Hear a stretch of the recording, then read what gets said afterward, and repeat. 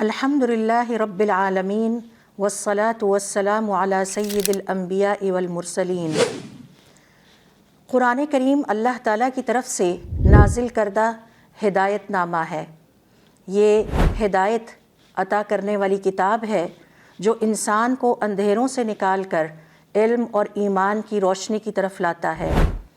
آج ہم اس سیشن میں قرآن کریم کے 5ویں سپارے کا مختصر مطالعہ کریں گے اور دیکھیں گے کہ اس میں اللہ تعالیٰ نے ایمان کے حوالے سے کچھ تفصیلات ہمارے ساتھ شیئر کی ہیں، شریعت، عدل، معاملات اور اجتماعی زندگی کے اصولوں کو واضح کیا ہے۔ کیونکہ ہدایت یافتہ انسان، ہم نے یہ سیکھا تھا کہ قرآن کریم کا بنیادی موضوع ہے ہدایت۔ اللہ تعالیٰ ہمیں ایک ہدایت یافتہ انسان کے طور پر دیکھنا چاہتے ہیں، لہٰذا ایک ہدایت یافتہ انسان اچھی طرح سے جانتا ہے کہ اسلامی معاشرے کی اہمیت کیا ہے۔ وہ عدل و انصاف قائم کرنے والا ہوتا ہے، حلال اور حرام میں تمیز کرنے والا ہوتا ہے، اور اس حوالے سے اہل ایمان کی اجتماعی ذمہ داریاں کیا ہیں یہ بھی ہمیں اس سپارے سے پتہ چلتی ہیں۔ اس سپارے کا مطالعہ کرنے کے بعد ہم دیکھیں گے کہ مسلمان کی زندگی اور مسلمان کی کوششیں صرف عبادت تک محدود نہیں بلکہ اس کی پوری زندگی شریعت الہی کے تابع ہونی چاہیے، کیونکہ ہدایت صرف ایک نظریہ نہیں ہے، ایک عقیدہ نہیں ہے، بلکہ ہدایت میں ہمارا اخلاق، ہمارا کردار، ہماری معاشرت اور ہمارے معاملات سب شامل ہیں۔ آئیے دیکھتے ہیں کہ 5ویں سپارے کے اہم موضوعات کیا ہیں اور ان کو تفصیل کے ساتھ ان سے متعلقہ تفصیلات سیکھنے کی کوشش کرتے ہیں۔ سب سے پہلا جو موضوع 5ویں سپارے میں ہمیں ملتا ہے وہ یہ کہ اللہ رب العزت نے ہمیں تاکید کی ہے کہ ہم رشتہ داروں کے حقوق کا خیال رکھیں اور معاشرے کے کمزور طبقات کے حقوق کا خیال رکھیں، جن میں ہم نے سیکھا تھا پچھلے سپارے میں کہ خواتین کے حقوق کو خاص طور پر ایمفسائز کیا گیا ہے، کیونکہ ایک ایمان والا انسان اور ہدایت یافتہ انسان خواتین کے ساتھ اچھا سلوک کرنے والا ہوتا ہے اور ان کے حقوق ادا کرنے والا ہوتا ہے۔ اسی طرح سے رشتہ داروں کے ساتھ حسن سلوک بھی ایمان کی علامت ہے، کسی انسان کے ہدایت یافتہ ہونے کی علامت ہے، کسی انسان کے اندر خوف خدا پائے جانے کی علامت ہے۔ اور پھر یتیموں کی حفاظت کا بھی ہمیں درس اسی سپارے میں دیا گیا ہے۔ ہر شخص کو اپنے رشتہ داروں کے ساتھ حسن سلوک کرنا فرض ہے، یہ اللہ رب العزت کی طرف سے واجب کردہ عبادت ہے جو میرے اور آپ سب کے ذمے ہے کہ ہم نے ہر حال میں اپنے رشتہ داروں کے ساتھ اچھا سلوک کرنا ہے۔ پھر یتیموں کے مال اور حقوق کی حفاظت کی خاص تاکید کی گئی ہے تاکہ یتیم ظلم کا شکار نہ ہو، استحصال کا شکار نہ ہو۔ اور یہ بھی ہمیں بتایا گیا ہے کہ اگر کوئی یتیموں کے حقوق یا ان کے مالی حقوق کی ادائیگی میں غفلت کرے گا تو آخرت میں اس کے لیے سخت ترین عذاب ہے۔ یہ ہو نہیں سکتا کہ کوئی شخص مسلمان ہونے کا دعویٰ کرے، ایمان والا ہونے کا دعویٰ کرے، ہدایت یافتہ ہونے کا دعویٰ کرے اور پھر وہ یتیموں کے حقوق ہڑپ کر جائے۔ ان تمام تعلیمات پر جب ہم عمل پیرا ہوتے ہیں، ان کو پریکٹس کرتے ہیں، تو اس سے معاشرے میں محبت، تعاون اور بھلائی قائم رہتی ہے، اور اللہ رب العزت کو ہر وہ عمل پسند ہے جس سے مسلمانوں کی باہمی محبت میں اضافہ ہو۔ لہٰذا ہدایت یہ بھی ہے کہ انسان کی عبادت اور روحانی زندگی صرف اللہ تک محدود نہ ہو بلکہ یہ ہدایت اس کے معاملات میں بھی نظر آئے، رشتہ داروں کے ساتھ اچھے سلوک میں بھی نظر آئے، یتیموں کے ساتھ اچھے سلوک میں بھی نظر آئے، اور معاشرے کو جو دیگر کمزور طبقات ہیں ان کے ساتھ حسن سلوک میں بھی نظر آنی چاہیے۔ دوسرے نمبر پر ہم دیکھتے ہیں کہ اس سپارے میں ہمیں درس دیا گیا ہے کہ اللہ رب العزت نے ہمارے لیے شریعت کے جو احکام رکھے ہیں وہ ہمارے لیے رحمت کا باعث ہیں اور وہ ہمارے لیے آسانی پیدا کرتے ہیں، لہٰذا اللہ تعالیٰ نے ہمیں جو حکم دیے ہیں ان کو بوجھ نہ سمجھا جائے، وہ ہماری زندگی کو آسان بنانے کے لیے ہیں اور اس میں ہمارا ہی فائدہ ہے۔ ہر حکم میں اللہ تعالیٰ کی رحمت کا پہلو پایا جاتا ہے اور ہدایت کا پہلو پایا جاتا ہے تاکہ انسان آسانی کے ساتھ نیکی کا راستہ اختیار کر سکے۔ شریعت کی پابندی کرنے سے دنیا میں بھی آسانی ہوتی ہے، راحت عطا ہوتی ہے، اللہ تعالیٰ کی طرف سے برکت ہوتی ہے اور اس سے ہماری آخرت بھی سنورتی ہے، اللہ رب العزت کی رضا حاصل ہوتی ہے اور اللہ کا تقرب حاصل ہوتا ہے۔ لہٰذا ہدایت کا تعلق اس حقیقت سے بھی ہے کہ شریعت کی تعلیمات کو سمجھ کر اپنانا، ان کو پریکٹس کرنا اور اپنی عملی زندگی کا حصہ بنانا، یہ دنیا میں بھی اور آخرت میں بھی سکون کا باعث بنے گا۔ پھر اسی طرح سے اس سپارے میں ہمیں یہ بھی سکھایا گیا ہے کہ ہم نے اپنے معاشرے میں رہنے والے، یعنی مسلمان معاشرے میں رہنے والے ان غیر مسلموں کے ساتھ کس طرح کا سلوک، رویہ اور برتاؤ اختیار کرنا ہے، جو کہ ہمارے معاشرے میں رہتے ہیں لیکن وہ مسلمان نہیں ہیں۔ وہ یہودی بھی ہو سکتے ہیں، عیسائی بھی ہو سکتے ہیں، ہندو بھی ہو سکتے ہیں، اور دیگر دنیا کے تمام مذاہب میں سے کسی مذہب سے ان کا تعلق ہو سکتا ہے۔ وہ اقلیت یعنی مائنورٹی کے طور پر اگر ہمارے معاشرے میں رہتے ہیں، ملک میں رہتے ہیں، تو ان کے ساتھ جو تعلقات اختیار کیے جائیں، اللہ رب العزت نے خاص طور پر ہمیں حکم دیا ہے قرآن کریم میں اور اس سپارے میں کہ ان کے ساتھ ہمیشہ عدل و انصاف کا برتاؤ رکھا جائے۔ اگر کوئی شخص یہودی ہے یا عیسائی ہے تو اس کا یہ قطعاً مطلب نہیں ہے کہ ہم مسلمان اس کے ساتھ ظلم کرنے لگ جائیں، اس کے ساتھ عدل و انصاف کا برتاؤ نہ رکھیں، کیونکہ یہ اقلیتی طبقات کے حقوق کی حفاظت کرنا ہم مسلمانوں پر فرض ہے۔ انصاف نہ کرنے والے یا ظلم کرنے والے افراد کے لیے قرآن کریم میں سخت وعید سنائی گئی ہے۔ اگر صرف اس وجہ سے کسی کو ظلم اور زیادتی کا نشانہ بنایا جائے کہ اس کا تعلق ہمارے دین سے نہیں ہے، وہ عیسائی ہے یا وہ ہندو ہے یا وہ یہودی ہے، تو اللہ رب العزت کو یہ بات پسند نہیں ہے۔ لہٰذا ان کے ساتھ تعلقات میں، معاملات میں ہمیں عدل و انصاف سے کام لینا ہے۔ اس عدل و انصاف کو پریکٹس کرنے کی وجہ سے معاشرے میں تعلقات ایک دوسرے کے ساتھ مضبوط ہوتے ہیں، اور یہ ہمارے دین کی بنیاد ہے۔ ہر انسان کے ساتھ برابری کا، مساوات کا سلوک کیا جائے اور ہر انسان کے ساتھ ظلم کرنے سے اجتناب برتا جائے۔ سورۃ النساء یا یہ 5واں سپارہ ہمیں یہ میسج دیتا ہے کہ ہدایت یافتہ انسان ہونے کے ناطے نہ تو میں خواتین کے ساتھ بدسلوکی کروں، نہ ہی یتیموں کے ساتھ بدسلوکی کروں، اور نہ ہی اپنے معاشرے میں رہنے والے ان افراد کے ساتھ جن کا تعلق میرے دین سے نہیں ہے، کسی اور دین سے ہے، ان کے ساتھ بھی کسی قسم کی زیادتی یا بدسلوکی یا ظلم نہیں ہونا چاہیے۔ لہٰذا ہدایت یافتہ انسان ہونے کا مطلب یہ ہے کہ عملی زندگی میں اپنے خاندان کے اندر بھی، اپنے رشتہ داروں کے ساتھ بھی اور باہر کے لوگوں کے ساتھ بھی، حتیٰ کہ یتیموں کے ساتھ، حتیٰ کہ غیر مسلموں کے ساتھ عدل و انصاف کا برتاؤ کیا جائے، اور ان کی عزت، ان کے مال کو بھی اسی طرح سے تحفظ حاصل ہو جیسے ہمیں اپنے ملک میں ہر قسم کا تحفظ حاصل ہے۔ پھر اسی طرح سے دیکھیے کہ منافقین کی صفات اور ان سے بچنا بھی ہمیں سکھایا گیا ہے۔ اس سپارے میں اللہ رب العزت نے منافقین بنیادی طور پر ان کے بارے میں تفصیل سے بات کی ہے کہ یہ اسلام اور مسلمانوں کو کمزور کرنے والے لوگ ہیں، اس لیے ہمیں ان کی شناخت ہونی چاہیے۔ قرآن کریم نے ان کی صفات بیان کر کے خبردار کر دیا ہے تاکہ مسلمان ان کی چالاکیوں، مکاریوں اور سازشوں کا نشانہ نہ بنے، کیونکہ منافقین کی جو سرگرمیاں ہیں وہ دراصل معاشرتی طور پر اور دینی طور پر اسلام اور مسلمانوں کو نقصان پہنچانے والی ہوتی ہیں۔ لہٰذا اسلام میں منافقین سے بچاؤ ایمان کی حفاظت کے لیے بہت ضروری ہے۔ جہاں ہمیں اپنے ایمان کی حفاظت کے لیے اور بہت سارے فیکٹرز کو کنسیڈر کرنا ہے، ان میں سے ایک یہ بھی ہے کہ منافقین بھی ہمارے ایمان کے دشمن ہیں۔ ہدایت کا تعلق اس سارے معاملے سے یہ ہے کہ ہمیں چالاکی اور فریب کو پہچاننا چاہیے، چالاکی اور فریب سے اور سازشوں سے بچنا چاہیے، اور اپنے ایمان کی ہر لمحہ حفاظت کرنی چاہیے، اور اپنے ایمان کو ہر لمحہ مضبوط رکھنا ہمیں سکھایا گیا ہے۔ اسی سپارے میں اللہ رب العزت نے جہاد کا تذکرہ بھی کیا ہے، جہاد کے مقصد کو بھی بیان کیا ہے اور اس کے بنیادی اصول بھی واضح کر دیے ہیں۔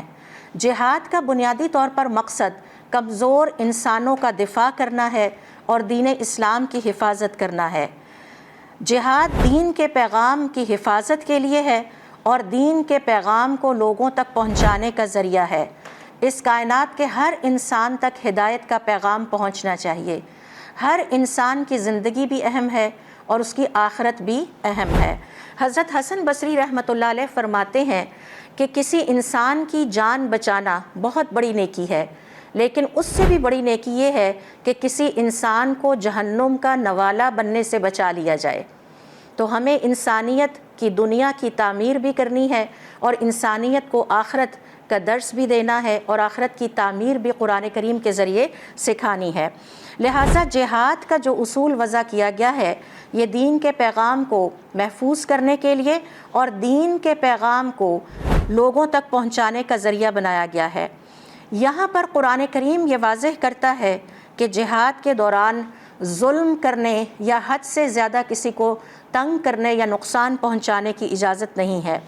جہاد صرف ضرورت کے وقت کیا جائے اور اس دوران جہاد کے بنیادی اخلاقی اصولوں کو بھی مد نظر رکھا جائے۔ لہٰذا ہدایت کا تعلق اس بات سے بھی ہے کہ ہم اپنی ذمہ داریوں کو ایمان اور اصولوں کے مطابق پورا کریں اور اپنے عمل کے ذریعے سے دین کے پیغام کو دوسروں تک پہنچانے کے لیے پوری کوشش کریں، اور اگر ہمیں اللہ کی خاطر جہاد کی شکل میں اپنی جان کی بازی بھی لگانا پڑے تو ہم اس کے لیے تیار رہیں۔ اسی طرح سے اسی سپارے میں اللہ تعالیٰ کے حوالے سے عقائد کی تصحیح بھی کی گئی ہے۔ قرآن کریم میں اللہ رب العزت نے مثالیں دے دے کر بیان فرمایا ہے کہ کس طرح پچھلی قوموں نے عقیدہ توحید میں خرابیاں پیدا کیں۔ لہٰذا ہمیں یہ درس دیا گیا ہے کہ ہم عقیدہ توحید پر قائم رہیں، اور باطل عقائد کی تردید کر کے ایمان کو صاف اور درست کر دیا گیا ہے۔ صحیح عقیدہ اپنانا عبادت اور نجات کا ذریعہ ہے، لہٰذا ہمارے عقیدے میں کسی قسم کی خرابی نہیں ہونی چاہیے۔ یہ خرابی کیا ہے؟ اللہ کے ساتھ کسی کو شریک ٹھہرانا۔ اللہ رب العزت اس گناہ کو کبھی معاف نہیں کریں گے کہ اس کے ساتھ کسی اور کو شریک ٹھہرایا جائے۔ یہودیوں نے کہا کہ ہم اللہ کے بیٹے ہیں، اور یہودیوں نے کہا کہ حضرت عزیر اللہ کے بیٹے ہیں، اور عیسائیوں نے کہا کہ حضرت عیسیٰ اللہ کے بیٹے ہیں لہٰذا وہ بھی خدا ہیں۔ یہ سب باطل عقائد ہیں۔ اللہ کے علاوہ کوئی معبود نہیں ہے، اس کے ساتھ ہمیں شرک کی اجازت نہیں ہے۔ ہدایت کا تعلق اس ساری بحث سے یہ ہے کہ عقیدہ صحیح ہونے سے عبادات اور زندگی کے تمام اعمال بھی صحیح ہو جاتے ہیں۔ ایک ہدایت یافتہ انسان کا عقیدہ بھی صحیح ہوتا ہے اور اس کے اعمال بھی صحیح ہوتے ہیں۔ وہ رشتہ داروں کے ساتھ اچھا سلوک کرنے والا ہوتا ہے، خواتین کے حقوق خوش دلی کے ساتھ ادا کرنے والا ہوتا ہے، یتیموں کا خیال رکھنے والا ہوتا ہے، کمزور معاشرے کے کمزور افراد کی فکر اسے ستاتی رہتی ہے اور وہ ان کی بھلائی کے لیے کچھ نہ کچھ کرنے کا سوچتا رہتا ہے۔ لہٰذا یہ ہے ایک ہدایت یافتہ انسان کا طریقہ کار۔ اسی سپارے میں اللہ رب العزت نے سورۃ النساء میں حضور اکرم صلی اللہ علیہ وسلم کی نبوت کے حوالے سے بھی تصدیق کی ہے اور اس پر گفتگو کی ہے کہ اللہ رب العزت کی طرف سے آپ نور اور برہان ہیں، اور ان کے ذریعے اللہ تعالیٰ نے لوگوں پر اب حجت قائم کر دی ہے۔ یعنی اب میرے پاس اور آپ کے پاس اس بات کی کوئی گنجائش نہیں کہ ہم اپنی موت کے بعد جب حساب کتاب کے لیے اللہ کے سامنے کھڑے ہوں گے تو ہم یہ نہیں کہہ سکتے کہ اللہ تعالیٰ آپ کا پیغام ہم تک نہیں پہنچا تھا۔ حضور اکرم صلی اللہ علیہ وسلم نے یہ پیغام پورے کا پورا ہم تک پہنچایا، اور حجۃ الوداع کے موقع پر تمام مسلمان جو وہاں پر موجود تھے ان سے گواہی لی، گواہ رہنا کہ میں نے تمہیں اللہ کا پیغام مکمل پہنچا دیا ہے، اور وہاں مجھے اور آپ کو نہیں بھولے، ساتھ ہی تاکید فرمائی کہ اب میرے آنے والے بعد مسلمانوں تک اس پیغام کو پہنچاتے رہنا۔ نبوت کی تصدیق کرنا ایمان کی بنیاد ہے اور مسلمانوں کو صحیح راستے پر رکھتی ہے۔ کیوں اللہ تعالیٰ نے ہمیں نبوت کی تصدیق کرنے کا بہت زیادہ یہاں پر تاکید کی ہے؟ کیونکہ یہودیوں نے اپنے انبیاء کی تصدیق نہیں کی تھی، یہودیوں نے اپنے انبیاء کو جھٹلایا تھا، لہٰذا وہ غلطی مسلمانوں کو نہیں کرنی چاہیے۔ حضور اکرم صلی اللہ علیہ وسلم کی نبوت پر نہ صرف ہم نے ایمان لانا ہے بلکہ آپ صلی اللہ علیہ وسلم کی سنتوں پر اپنی زندگی میں عمل بھی کرنا ہے۔ لہٰذا ہدایت کا تعلق یہ ہے کہ زندگی کا ہر عمل، زندگی کا ہر طور طریقہ حضور اکرم صلی اللہ علیہ وسلم کے طور طریقوں یعنی سنتوں کے مطابق ہو۔ اسی طرح سے ہم دیکھتے ہیں کہ اس سپارے میں اللہ رب العزت نے ہمیں یہ درس بھی دیا ہے کہ ہم آخرت کے حوالے سے اپنے عقائد کی اصلاح کر لیں، اور آخرت کے حوالے سے اللہ رب العزت کا ارشاد ہے کہ قیامت کے دن نجات صرف ایمان والوں اور عمل صالح کرنے والوں کو ملے گی۔ خالی ایمان کا ہونا کافی نہیں ہے، ایمان کے ساتھ ساتھ عمل صالح، عمل صالح کیا ہے؟ یہ جتنی عبادتیں ہمیں سکھائی جا رہی ہیں اور اس کے بعد جو ہمیں تاکید کی جا رہی ہے کہ اپنے والدین کے ساتھ اچھا سلوک کرنا، اپنے رشتہ داروں کے ساتھ اچھا سلوک کرنا، خواتین کا خیال رکھنا، یتیموں کا خیال رکھنا، اپنے معاشرے کے کمزور افراد کی مدد کرتے رہنا اللہ کو خوش کرنے کی خاطر، یہ سب کے سب عمل صالح ہیں۔ رشتہ داروں کے ساتھ اچھا سلوک کرنا میری اور آپ کی عبادتیں ہیں۔ ایک مسلمان عورت کی عبادت یہ ہے کہ وہ اپنے گھر کا انتظام اور انصرام چلائے۔ یہ مسلمان خاتون کی عبادت ہے کہ وہ اولاد کی پرورش کرتی ہے، ان کی تربیت کرتی ہے۔ تو یہ جو قیامت والے دن نجات ہے، یہ صرف لا الہ الا اللہ کہنے سے نہیں ملے گی، بلکہ ایمان کے ساتھ ساتھ عمل صالح کا ہونا ضروری ہے۔ محض دعوے یا خواہشات سے یہ ممکن نہیں ہے۔ محض دین کا نام لینے سے نجات نہیں ہوگی، عمل صالح کے بغیر ایمان ادھورا ہے۔ لہٰذا ہدایت کا تعلق اس ساری بحث سے یہ ہے کہ عملی زندگی میں نیکی اور ایمان دونوں کو ساتھ لے کر ہم نے چلنا ہے۔ پھر اسی طرح سے دیکھیے، اسی سپارے میں جہاد کی جب ترغیب دی گئی، اور جہاد میں ہجرت بھی کرنی پڑتی ہے، اور جہاد اور ہجرت دو ایسی حالتیں ہیں جس میں دشمن کا خوف بھی ہوتا ہے، اس لیے صلاۃ الخوف بیان ہوئی کہ نماز مقررہ وقت پر ہر حال میں فرض ہے، چاہے دشمن کا خوف ہو، چاہے میدان جنگ یا جہاد ہو، وہاں بھی نماز ادا ہوگی، اور اس کا طریقہ کار سکھایا گیا۔ صلاۃ الخوف کی حکمت یہ ہے کہ عبادت کو خطرے کے باوجود جاری رکھا جائے، کیونکہ مسلمان جب حالت عبادت میں ہوتا ہے تو وہ اللہ تعالیٰ سے جڑا ہوتا ہے، اللہ تعالیٰ سے کنیکٹڈ ہوتا ہے۔ تو جہاں مسلمان کو ایک طرف جسمانی قوت یعنی فزیکل اسٹرینتھ کی ضرورت ہوتی ہے، ساتھ ساتھ اس کی روحانی قوت یعنی اسپرچول اسٹرینتھ کو برقرار رکھنے کا انتظام بھی کیا گیا ہے۔ اسی کانٹیکسٹ میں اللہ تعالیٰ نے حضرت ابراہیم علیہ السلام کا ذکر کیا، کیونکہ حضرت ابراہیم علیہ السلام توحید کی راہ پر چلنے والے تھے، اور اس حوالے سے انہوں نے اپنی پوری قوم رشتہ داروں کی دشمنی بھی مول لی، لیکن وہ توحید کے راستے سے پیچھے نہیں ہٹے۔ وہ اللہ کی ہر لمحے عبادت کرنے والے انسان تھے۔ انہوں نے اپنی زندگی میں اپنے آپ کو شرک سے بچایا اور بتوں کی عبادت سے انکار کر دیا۔ تمام تر لوگوں کی مخالفت کے باوجود دین پر اور ہدایت کے راستے پر ثابت قدمی کے ساتھ چلتے رہے۔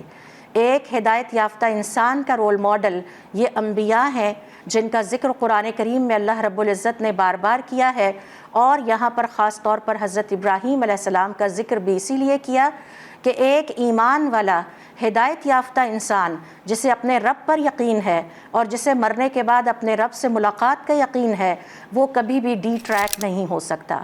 نہ اسے اس کا معاشرہ، نہ اسے اس کے رشتہ دار، نہ اس کے دوست احباب، نہ فیشن، نہ ہی کوئی چیز اللہ کی راہ سے کبھی ہٹا سکتی ہے، کیونکہ وہ انتہائی عقل مندی سے فیصلے کرنے والا ہوتا ہے، اور عقل مند انسان وہ ہے جو اپنے رب کو راضی کر لے، اپنی دنیا بھی بنا لے اور اپنی آخرت بھی سنوار لے۔